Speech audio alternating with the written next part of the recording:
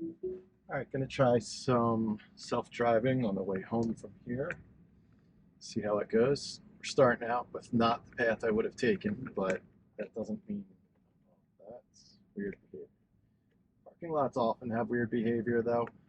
Um, it's where I see it act the most strange, but we'll see. So we're stopped here at the stop sign. It's gonna try and merge onto this road, which is going to have a lot of traffic. So we'll see how that goes. Actually, the traffic's not too bad right now. So that went pretty smooth.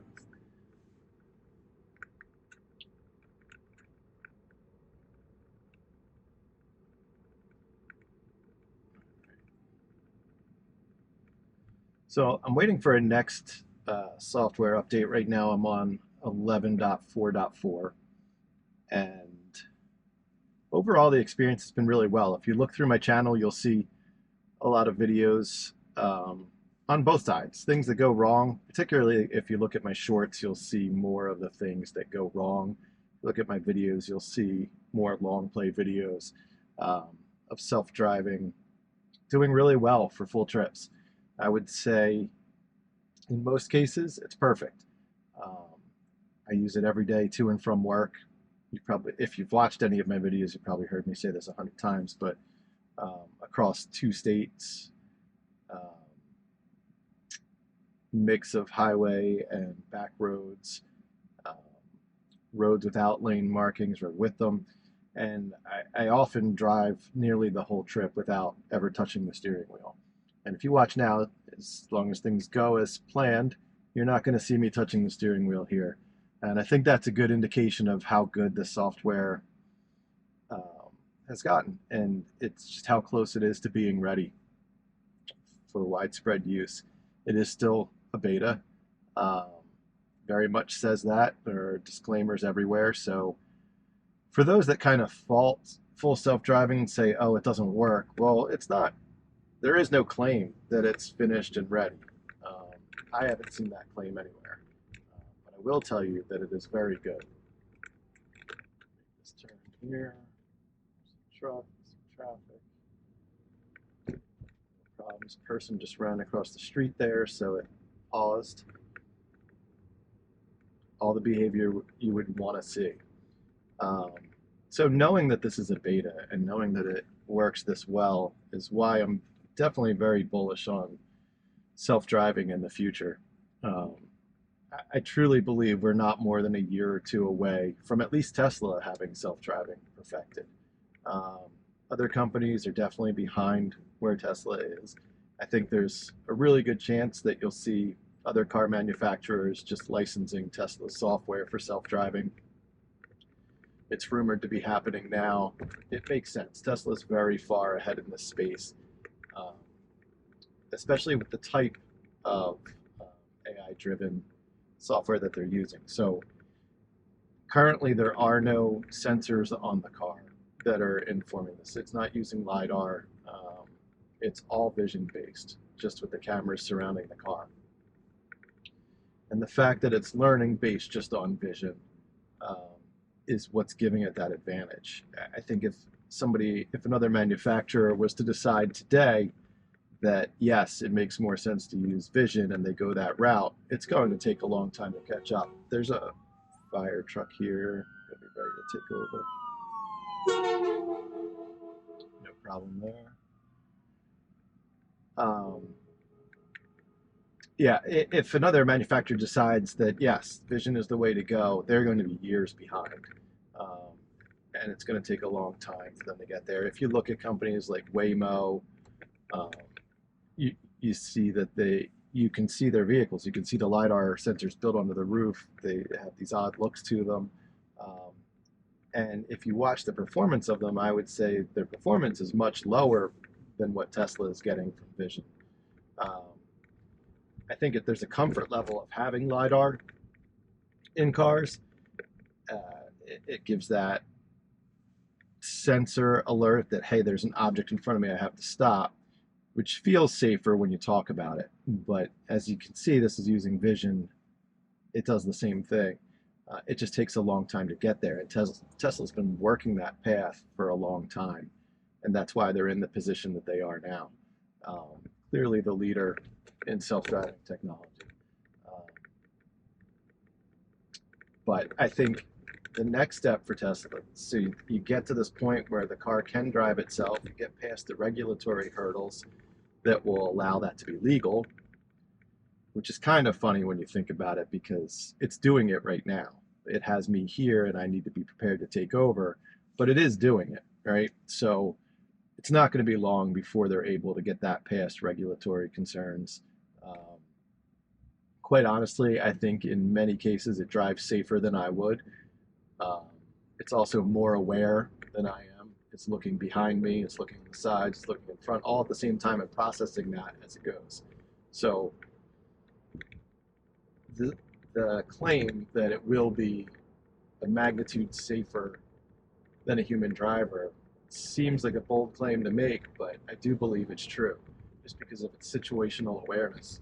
Um, anyway, once you get to that point where it is approved by regulators and self-driving is a thing, then the car can start driving by itself without a human in it, right? So then you have a robo-taxi service that we've heard Elon Musk make claims about. I believe that's coming, and I believe Tesla's going to lead that as well.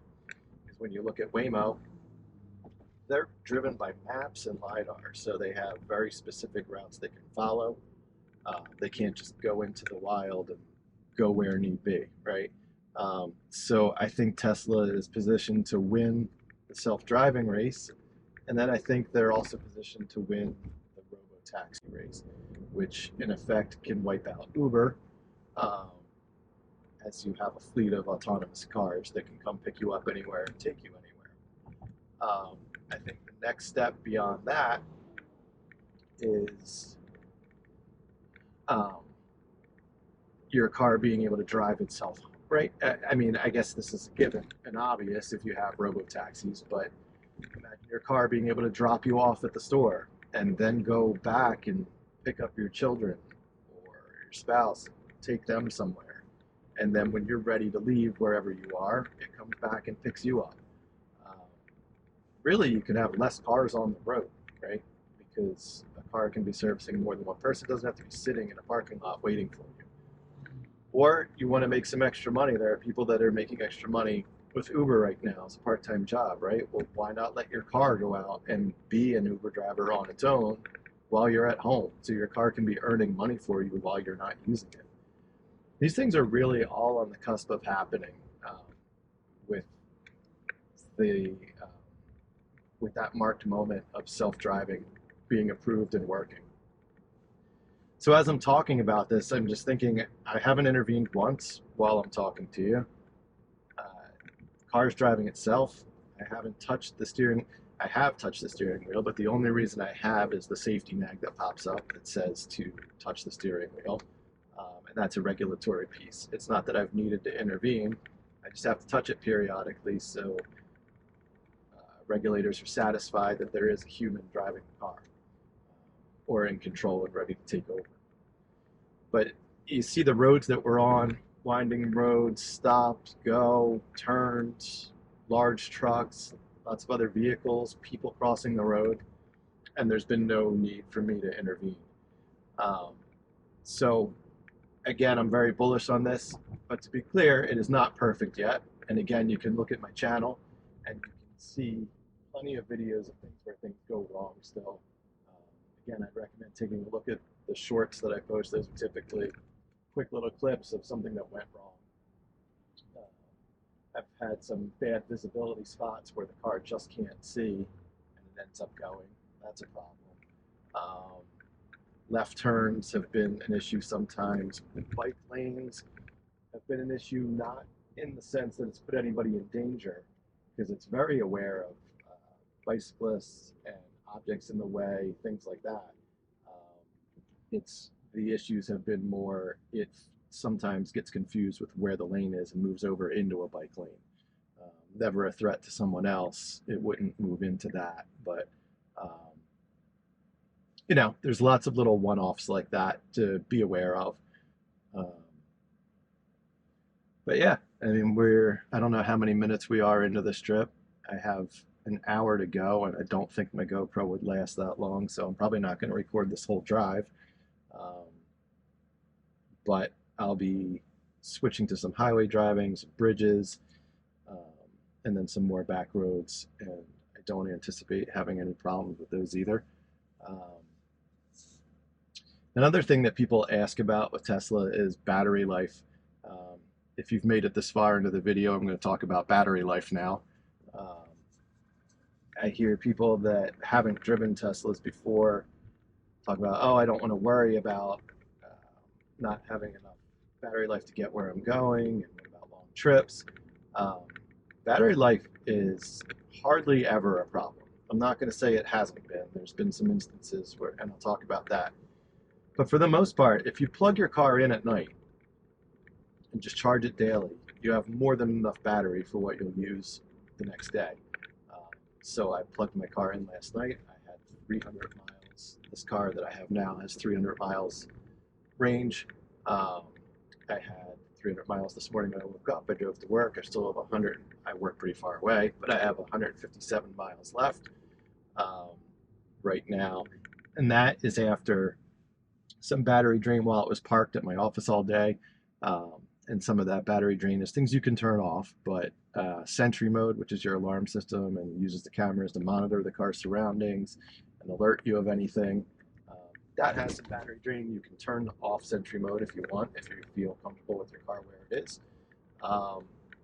Another one is cabin overheat protection. So it's a climate control that keeps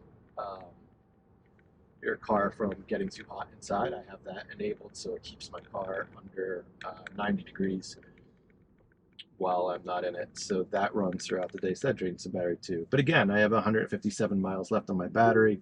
I've got a 41-mile trip left to go home. So plug in at night. I have no problems for daily use. There have been some instances where I want to go farther, some longer road trips. I have a son away at college. When I go and visit him, I've needed to stop and charge. But what makes that not a problem is the supercharger network. They are everywhere. And if I needed a charger right now, I could swipe over here, tap charger, and all of these are close by. And if you zoom out, I don't know how well you can see this on the camera. I'm sorry if you can't see it at all, but they're everywhere, right? I'm going to pay attention here because I know that the car needs to turn left, and it's going to have a hard time here. So we'll see what happens. All right, we got it. Luckily, the truck behind me also needed to turn left into this lane. So as he was trying to pull over, he let me get over as well. But that was an odd spot. The car should have gotten over sooner. And those are some of those little one-offs that I'm talking about. It worked. The car got there, and it did it safely. But it should have gotten over much sooner instead of waiting that far to try and get over where it needed to. Back to battery life. So on those trips, if I just put in my destination, it's going to plot the charging stops for me along the route all the way, right? So that is a key selling point of Tesla, is the supercharger network for sure. The next one would be how efficiently the car charges.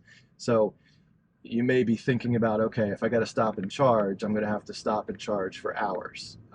That's not the case. And the longest I would ever charge to completely fill the battery would be an hour, but there's no need to do that, because what happens is it charges the first half of the battery at a significantly faster rate than it charges the back half of the battery. So in most cases, the charger, when it's plotting, the navigation, when it plots a course for me, will plot 15-minute charges, where it'll charge probably close to half my battery in 15 minutes, giving me 150 miles. So then I go that next 150 mile stop for 15 minutes maybe. So versus stopping for a full hour to do a whole charge, I do 2 charges in 15 minutes and only charge for a half hour. So there's a lot of efficiency stuff built in there that make it pretty great. But again, I really haven't had to, in daily use driving, I have not had to go to a supercharger at all. Let's see how these turns go here. getting ready to get to a highway and merge onto that. Let's see how it goes.